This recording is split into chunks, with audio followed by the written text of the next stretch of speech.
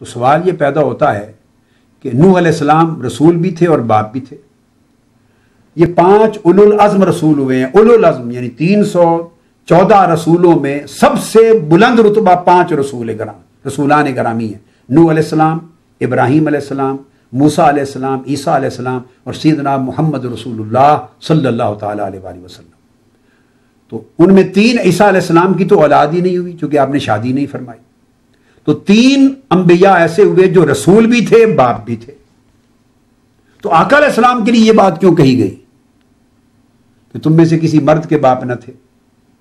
ہاں، اب سوال پیدا ہوتا ہے کہ اگر رسول ہے کوئی تو یہ اس کی فضیلت ہے، مگر پھر اس رسول کی اولاد بھی رسول ہو، اللہ پاک اس کو بھی رسالت اور نبوت سے نوازے اور اس کے بیٹوں کو بھی نبوت کی نعمت سے نوازے، پھر پوتوں کو بھی نبوت کی نعمت سے نوازے، پڑ پوتوں کو بھی نبوت کی نعمت سے نوازے. تو یہ اللہ تبارک و تعالیٰ کی طرف سے نعمت در نعمت، نعمت در نعمت، فضیلت در فضیلت، فضیلت در فضیلت. یہ نور علی نور ہے، نور فوق نور ہے. جیسے ابراہیم علیہ السلام رسول ہوئے، ان کے دونوں بیٹے نبی ہوئے، اسماعیل علیہ السلام بھی اور اسحاق علیہ السلام. پھر اسحاق علیہ السلام ان کے بیٹے ہو کر نبی ہوئے. اسحاق علیہ السلام کے بیٹے یعقوب علیہ السلام، ابراہیم علیہ السلام کے پوتے، وہ بھی نبی ہوئے. پھر یعقوب علیہ السلام کے بیٹے فردر یوسف علیہ السلام، ابراہیم علیہ السلام کے بن گئے پڑ پوتے، وہ بھی نبی ہوئے. تو آپ نے دیکھا 4 پشتوں تک نبوت چل رہی ہے، باپ بھی ہیں. تو کتنی بڑی فضیلت ہے.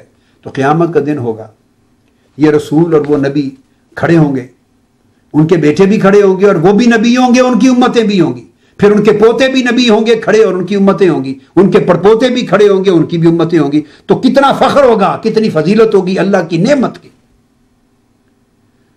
اب ایک طرف ان کو اللہ پاک نے اضافی نعمتیں اور فضیلتوں سے نوازا، اور آقا علیہ الصلوۃ والسلام کی فضیلت تمام انبیاء اور رسول اعظام کی فضیلت سے افضل ہے، برتر ہے، فائق اور برتر ہے.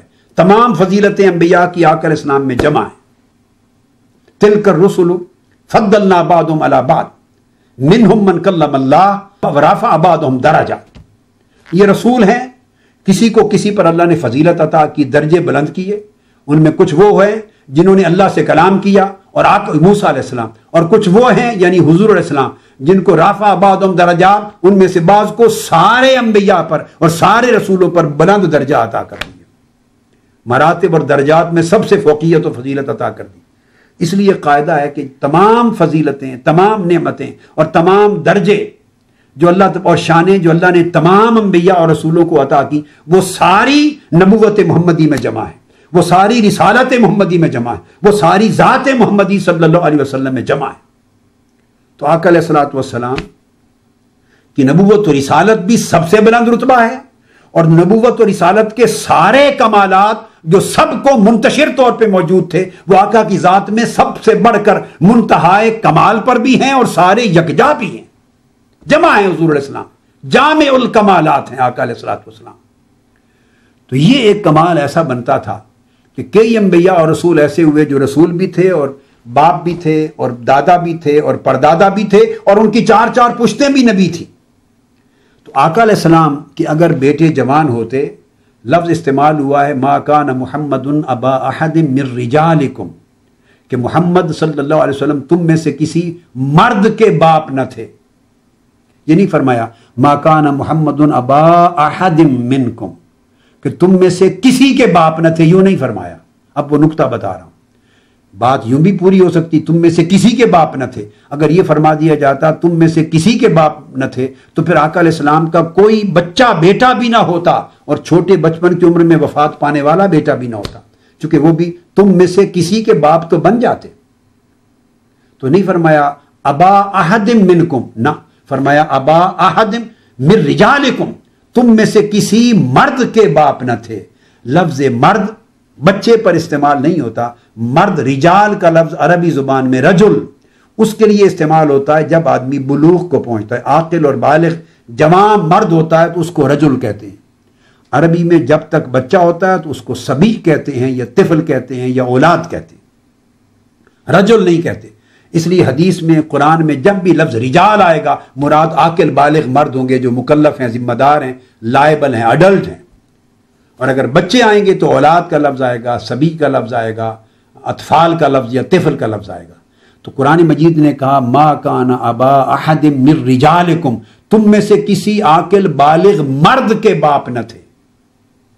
تو مطلب یہ ہوا کہ آقا علیہ السلام کے بیٹے ہوئے، حضرت ابراہیم بھی ہوئے، حضرت طیب طاہر بھی ہوئے، حضرت قاسم بھی ہوئے، یا حضرت عبداللہ بھی ہوئے، بعض روایات میں 4 بعضوں میں 3، تو شہزادے ہوئے آقا علیہ السلام کے، مگر تینوں نو عمری میں، بچپن میں، گود کی عمر میں وفات پا گئے، وصال فرما گئے۔ کوئی بالغ نہیں ہوا، یعنی مرد ہونے کی عمر کو نہیں پہنچ سکا۔ کیوں؟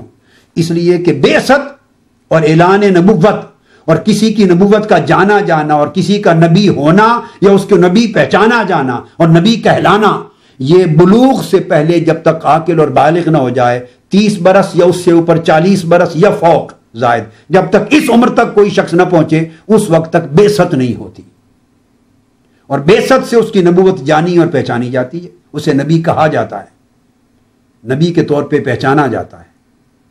تو اگر آقا علیہ السلام کی اولاد بچے جوان ہو جاتے، رجل اور رجال کے مرتبے تک پہنچ جاتے، عاقل بالغ جوان مرد کہلانے کی عمر میں پہنچ جاتے، تب وفات ہوتی، تو عاقل بالغ مرد ہی ہوتا ہے تو اس کی بعثت ہوتی، تو عاقل بالغ مرد ہوتے آپ کے بیٹے اور نبی نہ ہوتے، یعنی عاقل اور بالغ بھی ہو جاتے، جوان مرد بھی ہوتے، اس عمر کو بھی پہنچتے جس عمر میں بعثت ہوا کرتی ہے، اعلان نبوت ہوا کرتا ہے، اس عمر میں ہو کر بھی نبی نہ ہوتے۔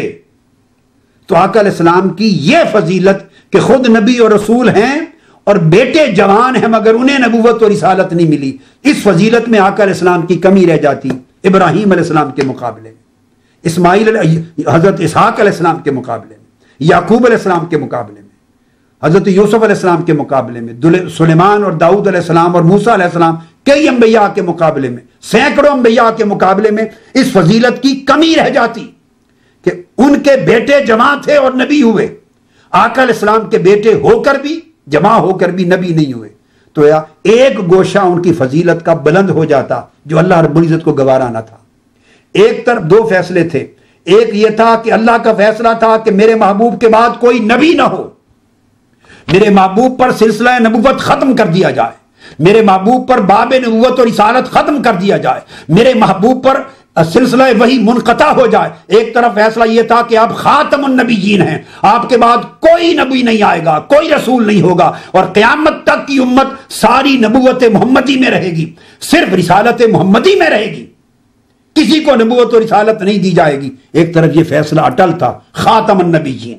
2 فیصلے تھے، ایک یہ تھا کہ اللہ کا فیصلہ تھا کہ میرے محبوب کے بعد کوئی نبی نہ ہو، میرے محبوب پر سلسلہ نبوت ختم کر دیا جائے، میرے محبوب پر باب نبوت اور رسالت ختم کر دیا جائے، میرے محبوب پر سلسلہ وحی منقطع ہو جائے۔ ایک طرف فیصلہ یہ تھا کہ آپ خاتم النبیین ہیں، آپ کے بعد کوئی نبی نہیں آئے گا، کوئی رسول نہیں ہوگا، اور قیامت تک کی امت ساری نبوت محمدی میں رہے گی، صرف رسالت محمدی میں رہے گی، کسی کو نبوت اور رسالت نہیں دی جائے گی۔ ایک طرف یہ فیصلہ اٹل تھا، خاتم النبیین، اور دوسری طرف یہ تھا کہ بیٹے جوان ہوں اور نبی نہ ہو تو کوئی امتی دوسرے نبی کا امتی تانا دے سکتا ہے کہ ہمارے نبی کو یہ فضیلت وہ حاصل ہے جو تمہارے نبی کو نہیں۔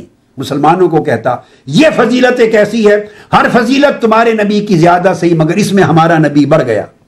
اللہ کو یہ گوارا نہیں تھا کہ کسی نبی کی فضیلت آقا علیہ السلام سے منفرد بلند رہ جائے، اس کو بھی رکھنا تھا، اس کو بھی رکھنا تھا۔ سو اللہ تبارک و تعالیٰ نے آپ کے تمام شہزادے نوعمری میں اٹھا لیے، جوانی کی عمر کوئی نہیں پہنچے کہ کوئی بعثت کی زمانے کو جا پہنچے اور کوئی تانا دینے کے قابل ہو، چونکہ حضور کی اولاد میں کوئی رجل نہیں ہوا، رجال نہیں ہوا، سو آپ کسی رجل کے باپ نہیں بنے۔ جب کسی رجال میں سے کسی کے باپ ہی نہیں تو آگے نبوت کیوں نہ ہوئی یا ہوئی اس کا تانا ہو ہی نہیں سکتا۔ تو آقا علیہ السلام کو دوسری امتوں کے کسی فرد سے ممکنہ تانا سے بھی آپ کی شان کو اور آپ کی امت کو بچا لیا، اور کسی اور نبی کی فضیلت ایک گنا ایک جہت میں بھی بڑھ جائے اس امکان کو بھی اللہ نے ختم کر دیا کہ اولاد میں کوئی رجل کے مقام پہ ہی نہیں پہنچا کہ بعثت ہو، اور ختم نبوت کو بھی برقرار رکھا کہ نبی ہوتا آپ کی اولاد جمع ہوتی تو آپ کو اضافی فضیلت دینے کے لیے ان کو بھی نبوت دے دی جاتی، تو حضور خاتم النبیین نہ رہتے، اور اگر اولاد جمع ہوتی اور نبوت نہ ملتی تو کوئی تانا دے دیتا کہ ہمارے نبی کی یہ فضیلت تمہارے نبی سے زیادہ ہے، تو رب کائنات نے اس تانے سے بھی شان محمدی کو اور امت محمدی کو بچا لیا اور ختم نبوت کا بھی نظام برقرار رکھا۔ یہ معنی ہے ما کان محمد ابا احد من رجالکم۔ تو گویا باقی انبیاء سے شان کو جدا کر دیا، اور اس شان میں اللہ تبارک و تعالیٰ نے آقا علیہ السلام کی یہ جو شان ہے کہ کسی کا باپ نہ ہونا اور خاتم النبیین ہونا، اسے اپنی شان الوہیت کا ایک رنگ صفت کے طور پر شان مظہریت میں آقا کی ذات میں رکھ دیا، کیونکہ اللہ نے اپنی ذات کے لیے بھی یہی قاعدہ بیان کیا ہے۔ قرآن مجید میں فرمایا کان للرحمن ولد فانا اول العابدین۔ اگر اللہ کا کوئی بیٹا ہوتا، لوگ کہتے تھے نا اللہ کے بیٹے ہیں، بیٹیاں ہیں، بیٹے ہیں، تو ہم اللہ کے بیٹے کو بھی اللہ مانتے ہیں۔ آقا علیہ السلام نے فرمایا، رد کیا اس گمان کو، فرمایا اگر اللہ کا کوئی بیٹا ہوتا تو میں سب سے پہلے اس کی عبادت کرنے والا ہوتا۔ اگر اللہ کا کوئی بیٹا ہوتا، آپ دیکھیں بیٹا ہونے کی بات کی، اس کے الہ اور معبود ہونے کا تذکرہ ظاہراً لفظاً نہیں کیا، فقط اتنا کہا لو کان للرحمن ولد۔ اللہ پاک کی آیت ہے، اگر اللہ کا رحمان کا کوئی بیٹا ہوتا تو حضور علیہ السلام کا یہ ارشاد قرآن میں آیا فانا اول العابدین، تو میں سب سے پہلے اسے معبود جانتا، اس کی عبادت کرتا۔ کیوں کرتا؟ اس لیے کہ اگر اللہ کا بیٹا ہوتا تو یہ ہو ہی نہیں سکتا تھا کہ وہ خدا نہ ہو، خدا کا بیٹا ہو اور الوہیت کی صفات سے خالی ہو۔ بیٹے میں باپ ہی کا تو رنگ آتا ہے، اگر بیٹا سپوت ہے، کپوت نہیں ہے، نافرمان نہیں ہے، بری راہ پر نہیں ہے، اور اگر بڑا عظیم جلیل القدر باپ ہے تو اس کا کوئی نہ کوئی رنگ، اس کی صفات کی کوئی جھلک، کیونکہ اسی کے جینز آئیں گے، اسی کا جز ہے، اسی کی صفتوں کا عکس آئے گا بیٹے میں، شکل ایک جیسی ملتی، اسی لیے بیٹوں کی شکل باپ سے ہوتی، پوتوں کی شکل باپ دادا سے ملتی ہے، عادات ملتی ہیں، اخلاق ملتے ہیں، شکل فیچر ملتے ہیں، رنگ ملتا ہے، قد و قامت ملتی ہے، طور طریقے ملتے ہیں، لوگ اولادوں کو دیکھ کر پہچان لیتے ہیں کہ فلاں کا بیٹا لگتا ہے، فیچر شکل دیکھ کے پہچانتے ہیں خدا کا بیٹا ہے۔ تو اسی طرح جس طرح ظاہری خواص منتقل ہوتے ہیں جینیٹیکلی، اس طرح باطنی خواص اور روحانی کمالات بھی منتقل ہوتے ہیں۔ تو یہ کیسے ممکن ہے کہ اللہ کا بیٹا ہو، کسی معمولی ہستی کا نہیں، اللہ کا بیٹا ہو، اور اللہ کا بیٹا ہو وہ بھی صاف ظاہر جوان ہوگا، بچے کو تو کوئی نہیں نا یہ مقامات ملتے، اللہ کا بیٹا ہو اور بیٹا ہو کر الوہیت سے کلیتاً خالی ہو، تو ٹھیک ہے خدا ہوتا اس کا درجہ تھوڑا ہوتا۔ تو فرمایا میں اس کی عبادت کرتا۔ لوگوں جب میں کسی کی عبادت نہیں کرتا تو سمجھ لو کہ خدا کا کوئی بیٹا نہیں ہے، خدا بیٹے سے پاک ہے۔ قل هو اللہ احد اللہ الصمد لم یلد ولم یولد، اس کا کوئی بیٹا نہیں ہے، نہ باپ ہے نہ بیٹا ہے۔ تو جب میں کسی کی عبادت نہیں کرتا تو سمجھ لو کہ اس کا کوئی بیٹا نہیں، کیونکہ اگر اس کا کوئی بیٹا ہوتا تو میں ضرور بھی ضرور اس کی عبادت کرتا ہوتا، اور تمہیں پتا چل جاتا کہ اس کی عبادت اس لیے کر رہا ہوں کہ خدا کا بیٹا ہے، اس میں بھی الوہیت ہے، معبودیت ہے، اس میں بھی خدائی ہے۔ تو اللہ تبارک و تعالیٰ نے کیا کیا؟ ایک تھا وہ وحدہ لا شریک فیصلہ کہ خدا کے سوا کوئی خدا نہیں ہوگا، لا الہ الا اللہ، اللہ کے سوا کوئی خدا نہیں ہوگا، کوئی الہ نہیں ہوگا، کوئی معبود نہیں ہوگا، کوئی رب نہیں ہوگا، کوئی خالق نہیں ہوگا، اللہ یکتا ہوگا، اس کے سوا کوئی خدا نہیں ہوگا۔ ایک یہ قاعدہ تھا، اس کو بھی برقرار رکھنا، اور دوسرا یہ کہ قاعدہ کہ اگر بیٹا ہوتا وہ فیصلہ کر لیتا، وہ قادر مطلق ہے، اگر وہ فیصلہ کر دیتا کہ میرا بیٹا بھی ہو تو پھر اس کا بیٹا ہونے کا جب فیصلہ کرتا تو پھر بیٹے میں بھی خدائی منتقل ہوتی جس درجے بھی ہوتی۔ تو اب اللہ رب العزت نے کیا کیا کہ خدا کا بیٹا ہو کر خدا نہ ہو، یہ تانا ہوتا کہ باری تعالیٰ آپ ہمیں کہتے ہیں اپنی اولادوں کو نیک بنائے اپنی طرح، قو انفسکم واہلیکم نارا، اپنے آپ کو دوزخ سے بچاؤ، اولاد کو بھی بچاؤ، اولاد کو بھی اپنی طرح کرو، اولاد کو بھی اپنے ساتھ نمازوں پر کھڑا کرو، مسجدوں میں لے جاؤ، نیک تربیت کرو، اپنی نیکی کا رنگ اولاد کو منتقل کرو، وراثت میں دو۔ آپ ہمیں کہتے ہیں اولاد کو اپنی طرح نیک بناؤ، اور تیرا اپنا بیٹا ہے اور وہ تیری خدائی کی اتنی بڑی تیری صفت ہے تیری، اور وہ تیرا بیٹا ہو کر بھی خدائی صفت کی سے کلیتاً معروم ہے۔ یہ تانا بنتا تھا، جیسے آقا علیہ السلام کے لیے میں نے بیان کیا۔ تو اللہ نے تانا سے بھی بچایا اور شرک بھی نہیں ہونے دیا کہ خدا کے ساتھ کوئی اور خدا ہو، لہذا نہ اس نے اپنا بیٹا رکھا اور نہ اپنے سوا کوئی اور خدا بننے دیا.